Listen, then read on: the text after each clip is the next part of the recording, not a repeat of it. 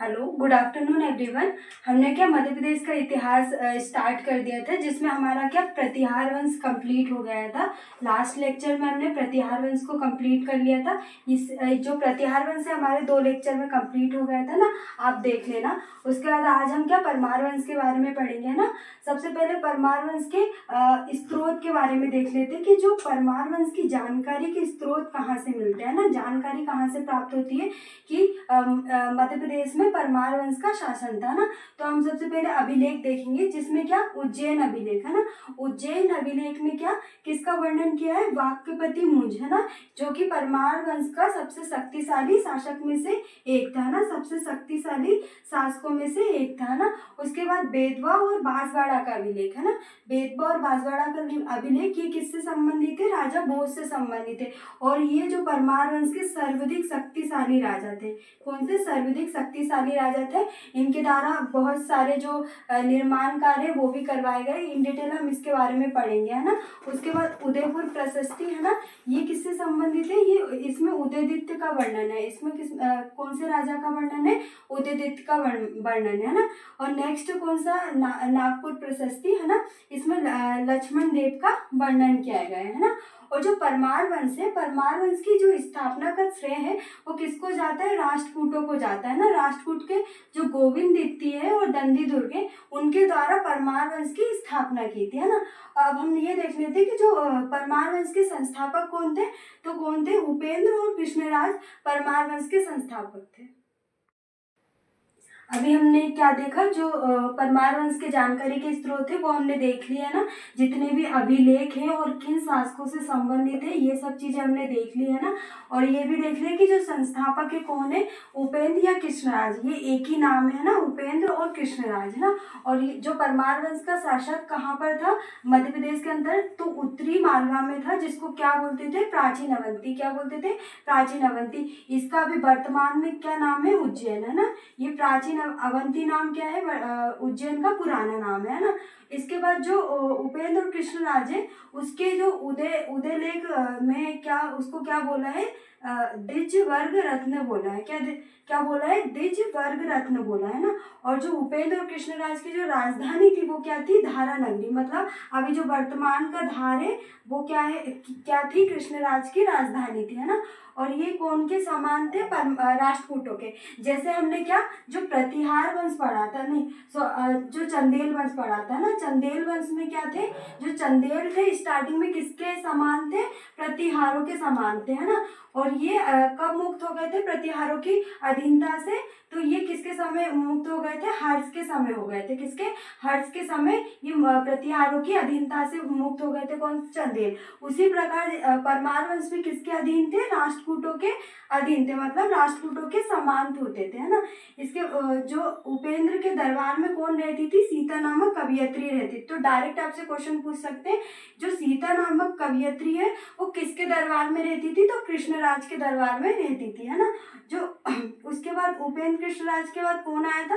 ये आपसे सीक्वेंस पूछ सकते हैं, क्योंकि ज्यादा तो इसमें बताया नहीं है कि बेरी सिंह प्रथम के समय क्या क्या चीजें हुई थी, पर आपसे जो मेन से उसमें आपसे सीक्वेंस पूछ सकते हैं। तो पहले क्या कृष्णराज उपेंद्र कृष्णराज आए थे, उसके बाद बेरी सिंह प्रथम आए थे, फिर सियक प्रथम, उसके बाद बाक्यपति प्रथम है ना। इसमें क्या हमारे जो बाक्यपति द्वितीय है वो ज्यादा इंपॉर्टेंट रहेंगे। उसके बाद बेरी सिंह द्वितीय है ना।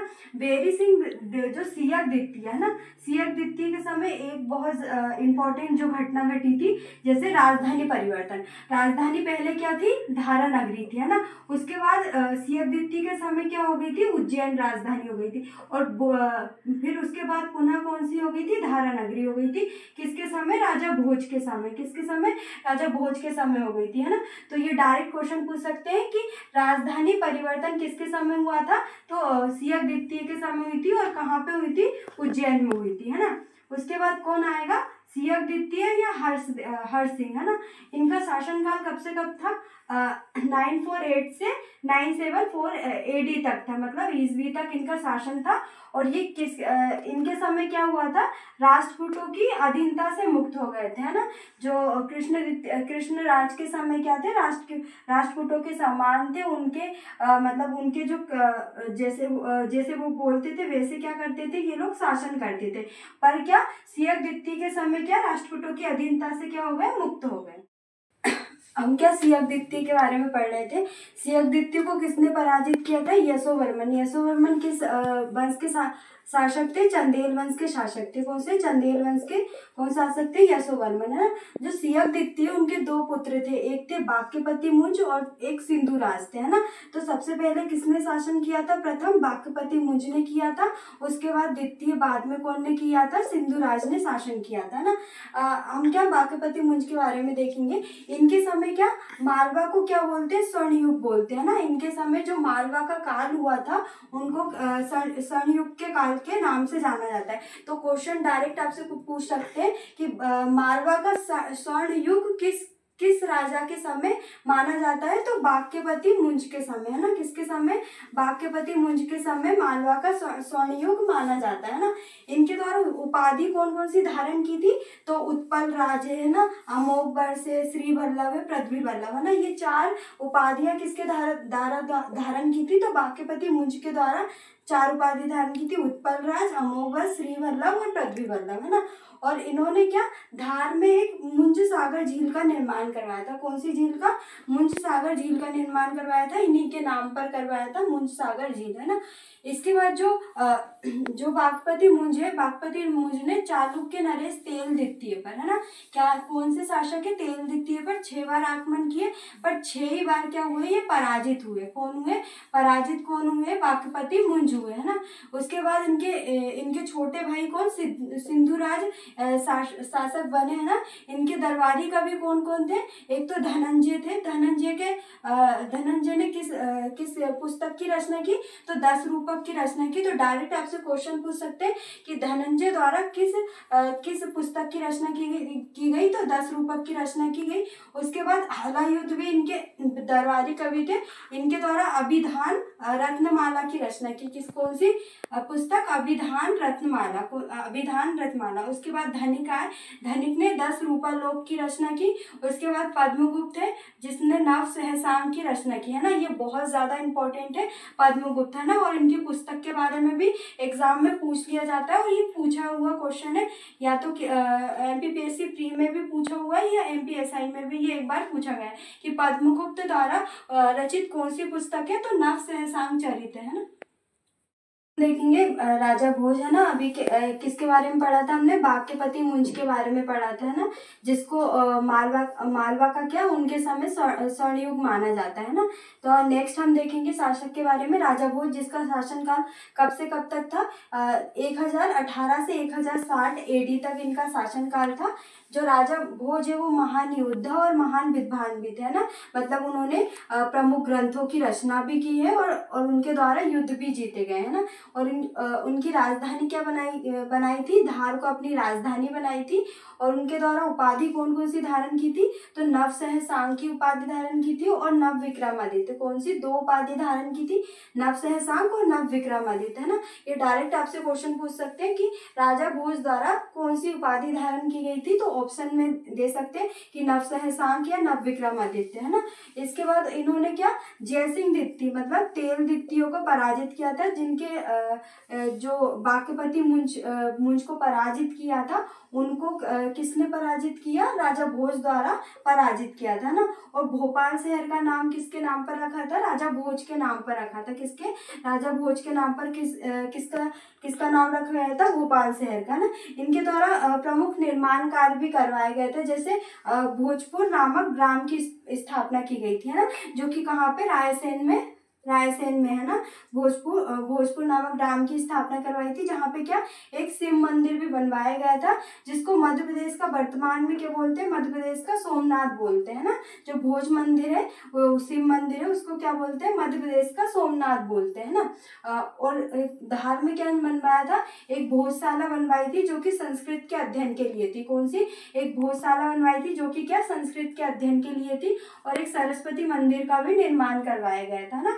और राजा भोज के अभिलेख में कितने 12 अभिलेख मिले। मतलब इस समय जो परमार वंश में सबसे ज्यादा अभिलेख किसके मिले, राजा भोज के ही मिले। जिसमें क्या उज्जैन में मिले अभिलेख, देवलपुर में मिले, धार में मिले और भोजपुर आदि स्थानों से क्या 12 अभिलेख मिले, है ना। और इन्होंने क्या जो राजा भोज ने 23 ग्रंथों की रचना की है। बाकी हम जो 23 ग्रंथ है इन डिटेल में अच्छे से पढ़ लेंगे, है ना।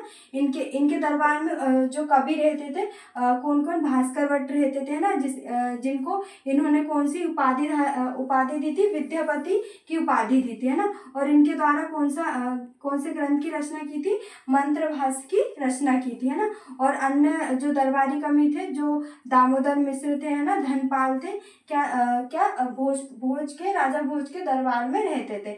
एक तो भास्कर भट्ट, दामोदर मिश्र और धनपाल। उदयपुर प्रशस्ति में जो राजा भोज है उनको क्या बोलते हैं, पृथ्वी का अधिकारी बोला गया है ना। और राजा भोज द्वारा चित्तौड़गढ़ में त्रिभुवन नारायण मंदिर का निर्माण करवाया गया था। ये लास्ट किसमें, पीएससी 2019 के जो एग्जाम है उसमें पूछा हुआ क्वेश्चन है कि चित्तौड़गढ़ में त्रिभुवन नारायण मंदिर का निर्माण किसके द्वारा करवाया गया, तो राजा भोज के द्वारा इसका निर्माण करवाया गया ना। और सीमेश्वर महादेव मंदिर का भी निर्माण किसके द्वारा करवाया गया, राजा भोज के द्वारा। कब करवाया था, 11वीं शताब्दी में इसका निर्माण करवाया था ना। राजा भोज के बाद कौन आए थे, जयसिंह आए थे, है ना। जयसिंह उसके बाद अगर अंतिम राजा की बात करें तो महलकब देव, है ना, महलकब देव इनके अंतिम शासक थे। अब अगर हम स्थापत्य कला और साहित्य कला और स्थापत्य के बारे में देखते हैं तो मुंज को क्या बोलते हैं, कवि वृक्ष की उपाधि दी गई है ना। और राजा भोज के ग्रंथों के बारे में हम पढ़ लेते हैं कि सरस्वती कंठभरण है, ज्यादातर इनके बारे में पूछते। श्रृंगार प्रकाश है ना, चंपू रामायण, श्रृंगार मंजरी है ना, विद्या विनोद है, सिद्धांत संग्रह, संजीवनी है, राजा मंडल है, गीत प्रकाश है और प्राकृत व्याकरण है ना। ये आपके जो एमपीपीएससी का जो मेंस हुआ था ना, मेंस 2022 में जो 3 मार्क्स का क्वेश्चन आया था उसमें यही पूछ लिया गया था कि राजा भोज के ग्रंथों के बारे में बताइए, है ना। तो उसमें तो आपको सिर्फ 3 से 4 ग्रंथों के बारे में लिखना है। तो सरस्वती कंठभरण, श्रृंगार प्रकाश, चंपू रामायण और श्रृंगार मंजरी, है ना। तो ये आपका मेंस का भी इससे कंप्लीट हो जाएगा ना। तो आज हमने क्या परमार वंश के बारे में कंप्लीट कर लिया है। नेक्स्ट लेक्चर में हम तोमर वंश के बारे में पढ़ेंगे और भी जो वंश है उनके बारे में देखेंगे। तो आज हमने क्या क्या देखा ये हम एक बार रिवीजन देख लेते, शॉर्ट रिवीजन कर लेते कि सबसे पहले हमने क्या देखा, जो परमार वंश के बारे में, परमार वंश का क्या देखा हमने, परमार वंश के जो स्रोत, जानकारी के स्रोत है, जिसमें हमने क्या अभिलेखीय प्रमाण देखे, क्या देखे, अभिलेखीय प्रमाण देखे, है ना। उसके बाद हमने जो संस्थापक कौन है, उपेंद्र या कृष्णराज, उनके बारे में पढ़ा, है ना। उसके बाद क्या, इनके बाद कौन आए थे, उनके बाद जो प्रमुख राजा थे, बाकीपति मुंज जो प्रमुख राजा थे उनके बारे में पढ़ा हमने, है ना, कि उनके समय जो मालवा को क्या बोलते हैं, स्वर्ण युग के नाम से जानते हैं ना। मालवा को उस समय क्या था, स्वर्ण युग था, है ना। उसके बाद राजा भोज के बारे में पढ़ा, है ना, भोज के जो अभिलेखीय प्रमाण है वो सब देखे, है ना। उसके बाद हमने क्या देखा कि जो साहित्य कला थी, साहित्य और कला क्या स्थिति थी, है ना, परमार वंश में, है ना, जिसमें हमने भोज के जो ग्रंथ थे 23 ग्रंथों की रचना की, उसके बारे में हमने इन डिटेल पढ़ा। तो नेक्स्ट लेक्चर में हम क्या पढ़ेंगे, तोमर वंश के बारे में पढ़ेंगे।